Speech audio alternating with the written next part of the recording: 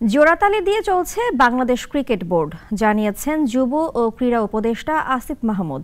দুপুরে সরকারের ১০০ দিনের কার্যক্রম নিয়ে সচিবালয়ে আয়োজিত সংবাদ সম্মেলনে এই কথা বলেন তিনি। জানান, দেশে এখন ১,৮,০০,০০০ যুবক বেকার।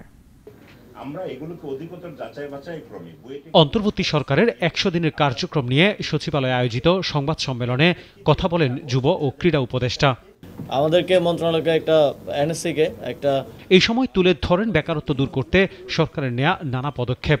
জানান, বিভিন্ন মন্ত্রণালয় এরই মধ্যে ৮৬,২৭৭ জনকে চাকরি দিয়েছে। এখন বাংলাদেশে বেকারের সংখ্যা প্রায় 1.8 মিলিয়ন এবং গ্র্যাজুয়েট বেকারের সংখ্যাটা আমরা পেয়েছি ২৫ থেকে ২৬ লক্ষ এবং আমরা ৫ লক্ষ বলেছি ২ বছরের মধ্যে সরকারি খাতে না, সরকারিভাবে সবাই তো রেভিনিউ খাতে না, সরকারের বিভিন্ন প্রশিক্ষণ কার্যক্রমের মাধ্যমে এবং সরকারের বিভিন্ন প্রকল্পতে অনেকের কর্মসংস্থান নিশ্চিত করা হয়।